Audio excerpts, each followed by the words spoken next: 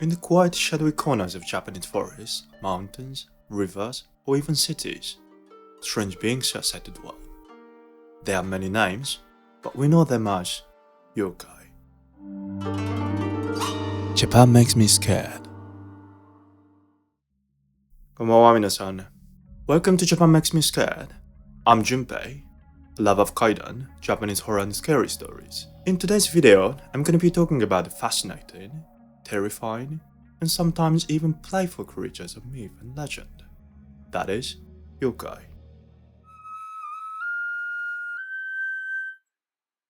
First of all, why exactly are yokai? Yokai are a unique part of Japanese cultural heritage, mythical creatures that blend the supernatural with everyday life. The origins can be traced back to ancient times, influenced by Shintoism and Buddhism. Yokai was seen as spirits of nature, manifestation of human fears, or even personification of strange phenomena themselves.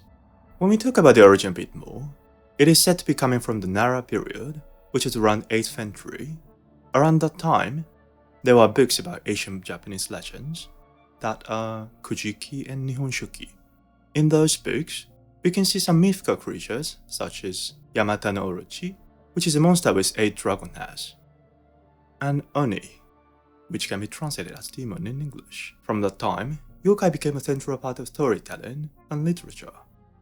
They appeared in folk tales, poetry, and art, or sometimes serving as explanations for supernatural stuff, or warning figures in moral lessons.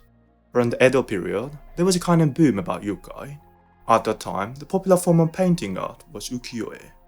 I'm pretty sure you have seen that famous ukiyo-e by Hokusai, where you can see the big wave and Mount Fuji in the background. That is ukiyo-e. And another famous ukiyo-e artist, like Hiroshige, also featured yokai in his artworks. That was probably the time when yokai became a mass popularity. And even in the modern world, the presence of yokai remains strong in Japanese culture. For example, me myself, I grew up with so many yokai manga, anime, and films. And now my kids also love the same yokai stuff, so I can say yokai popularity is not shrinking, but even growing, passing that from generation to generation.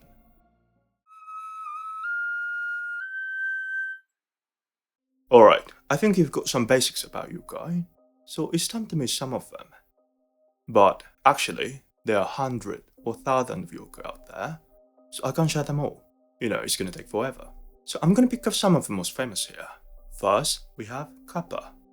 Kappa is a water-dwelling creature known for its mischiefs and sometimes dangerous pranks. Kappa usually inhabits rivers and has a dish on its head that holds water, which is the source of its power. Sometimes they can be described as nice friendly guys, like they're said to help people build bridges or something.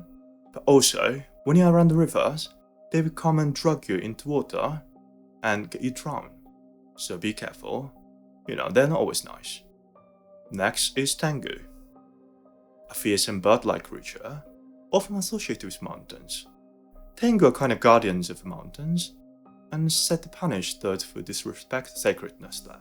Legends say they have the power to control the wind to scare people, or even kidnap them into another dimension or something. Tengu are often depicted with long noses and red faces, so if you see somebody like that in a Japanese mountain, you'd better run away. The last one is Kitsune, which is the fox spirit, known for their intelligence and magical powers. Kitsune can shapeshift into human form, and some objects as well. They are also often associated with Shintoism, and that's why you sometimes see the statue of Kitsune when you go to some shrines. As I said a bit earlier, yokai are not just ancient myth. They find a place in modern Japanese pop culture, appearing in everything from anime and manga to films and even video games. There are some TV series like Gegege no Kitaro and Yokai Watch. They're more like introducing yokai to new generation, including my family. Or if you like Ghibli films, you can try watching Spirited Away or Ponpoko, where you can see some appearance of yokai there. When it comes to real life, there are festivals and events held across Japan to celebrate yokai. For example, in big cities like Tokyo or Osaka, we've got several exhibitions about yokai around there, and especially in Tottori Prefecture, there's a famous road called Mizuki Shigeru Road, which is named after the creator of the most popular yokai manga, Gegege no Kitaru. Around that road, you can see the statue of Yokai and some other interesting attractions.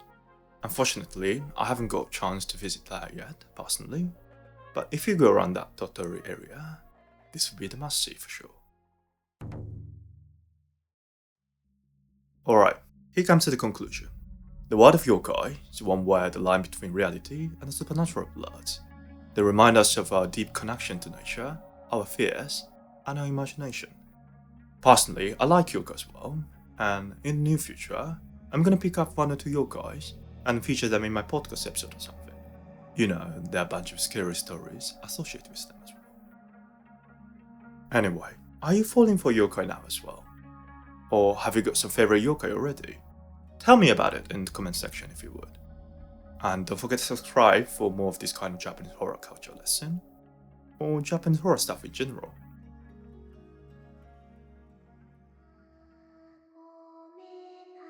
Alright, we're getting close to the end, so let me say one thing.